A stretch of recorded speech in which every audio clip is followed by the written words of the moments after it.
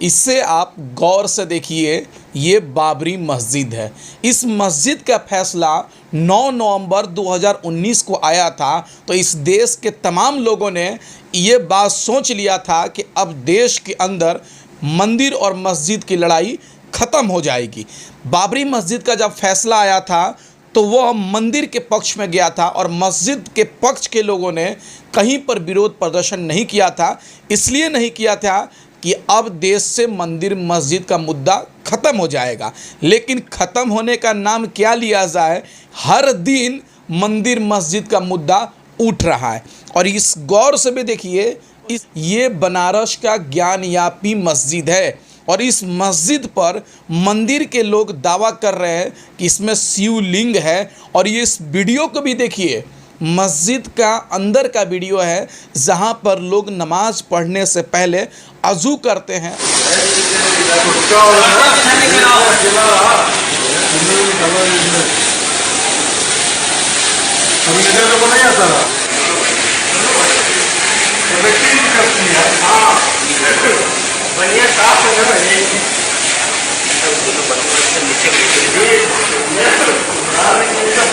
अज़ू खाना में, तो वही अज़ू खाना का वीडियो है जहाँ पर फव्वारे हैं।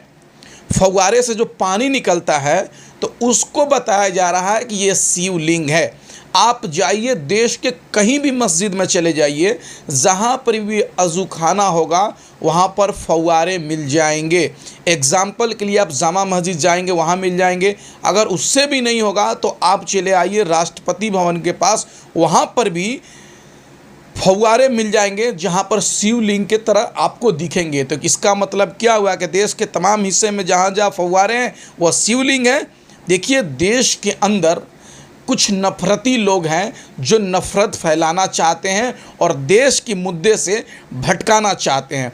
सुप्रीम कोर्ट ने कहा था कि 15 अगस्त 1947 से जो जहाँ पर है वहीं पर रहेगा, कोई नहीं हटा सकता है। जहाँ मंदिर है मंदिर रहेगा, जहाँ मस्जिद है मस्जिद रहेगा, जहाँ गुरुद्वारा है गुरुद्वारा रहेगा, जहाँ चर्च है चर्च रहेगा, केवल बाबरी मस्जिद को छोड़कर।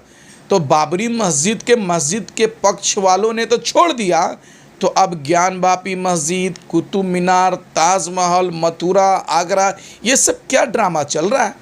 और सरकार को देखिए, जो सरकार को सीधे तौर से इनके ऊपर एक्शन लेना चाहिए कि क्या तुम देश के सुप्रीम कोर्ट को नहीं मानते हो। सुप्रीम कोर्ट ने 1991 में कहा है कि अब जहां मस्जिद है मस्जिद रहेगा, जहां मंदिर है मंदिर रहेगा, कोई किसी पर दावा नहीं कर सकता है। तो ये सुप्रीम कोर्ट के अवहेलना करते हुए, सुप्रीम कोर्ट को नहीं मानते हुए ज्ञानवापी मस्जिद पर अपना दावा जमाने का काम कर रहे हैं और कह रहे हैं कि ज्ञानवापी मस्जिद में शिवलिंग है।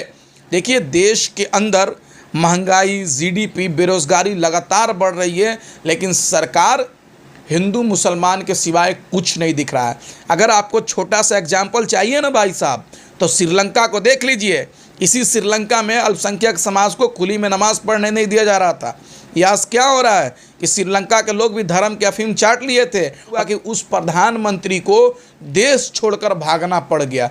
उसी तरीके से देश के लोगों को समझना होगा और ये सरकार चाह रही है कि हिंदू मुस्लिम में बटे रहें और देश की अहम बात, जो आम जनता की ज़रूरत की चीज़ है, उस पर बात नहीं करे।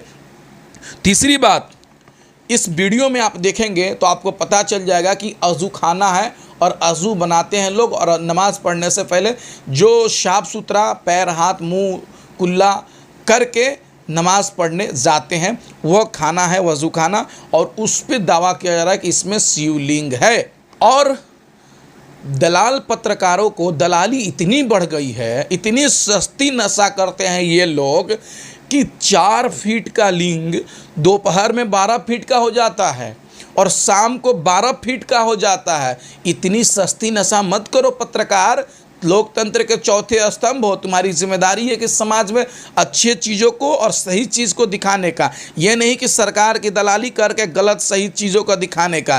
देखिए, ये लोग सरासर देश के अंदर नफ़रत फैला रहे हैं और कह रहे हैं कि मंदिर मस्जिद गुरुद्वारा फलाना ढिमका, देश ऐसे नहीं चलेगा। हम तो कह रहे हैं कि अगर 2 महीने के लिए अगर इन पत्रकारों को आइसोलेट कर देंगे तो देश से नफरत 1 मिनट में ख़त्म हो जाएगा। और नहीं है तो विश्वास ट्राई करके देख लीजिए, देश के तमाम मीडिया को 1-2 महीने के लिए बंद कर दीजिए, आपको पता चल जाएगा देश से सरासर नफरत ख़त्म हो जाएगा। क्योंकि नफरत का बीज बोने वाले यही हैं और कोई नहीं है। यही लोग हैं जो नफरत का बीज बोते हैं। हम बनारस के लोगों से बात किए, जो बनारस के तमाम लोग थे, कुछ लोगों थे, उनसे हमने निचोड़ में बात किया और उन्होंने बताया कि बनारस का स्थिति को माहौल को ख़राब किया जा रहा है। और वहाँ के लोग कह रहे थे कि अभी त्यौहार ख़त्म हुआ है, शादी विवाह का दिन शुरू हुआ है और अभी साड़ी कपड़े का व्यापार चलने का समय है और देश के तमाम हिस्से से लोग बनारसी साड़ी खरीदने के लिए आते हैं।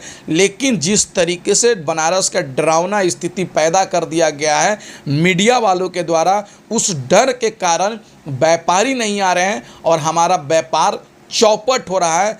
अभी बहुत बुरा स्थिति में बनारस है। इसलिए बनारस है कि ज्ञान वापी मस्जिद को मंदिर मस्जिद के रूप से जोड़ा जा रहा है और इस मस्जिद को, इस मुद्दे को लीपापोती किया जा रहा है। इसलिए डर का माहौल है बनारस के अंदर। लोग डरे हुए हैं कि हमारा व्यापार कैसे चलेगा, हमारा परिवार कैसे चलेगा। अगर इसी तरह हिंदू मुसलमान होता रहा, मंदिर मस्जिद होता रहा तो हमारे देश से भाईचारे ख़त्म हो जाएगा। इसलिए लोग डरे हुए हैं, सहमे में हैं कि अगर इसी तरीके से ज्ञान वापी मस्जिद, शिवलिंग, हिंदू मुसलमान चलता रहेगा तो पूरे देश से जो व्यापारी आते हैं हमारे बनारस में वो नहीं आ पाएंगे और जो हमारी भाईचारा है उसको ख़त्म किया जा रहा है। मैं उन वकीलों से पूछना चाहता हूं और उन लोगों से पूछना चाहता हूं जो ये दावा करते हैं कि मस्जिद के अंदर शिवलिंग है, तो मैं उनसे पूछना चाहता हूं कि क्या आप सुप्रीम कोर्ट के मानते हो? अगर आप सुप्रीम कोर्ट को मानते हैं तो सुप्रीम कोर्ट ने 1991 में कहा था और एक्ट भी है कि जहां पर 15 अगस्त 1947 में जहां पर मस्जिद था मस्जिद रहेगा, जहां पर मंदिर है मंदिर रहेगा। तब तुम क्यों मस्जिद पे दावे कर रहे हो कि ये मस्जिद हमारा है और इसमें शिवलिंग पाया गया है? मोहब्बत से देश चलेगा, नफ़रत से नहीं चलेगा। और ये चंद नफ़रती ख़त्म होंगे, हमारे देश में मोहब्बत का पैगाम होगा और मस्जिद मंदिर का मुद्दा ख़त्म करे सरकार और देश के आम लोगों के मुद्दे के बारे में सोचे, जो जनता के हित के बारे में काम है उसके बारे में सरकार सोचे। जय हिंद, इनकलाब जिंदाबाद।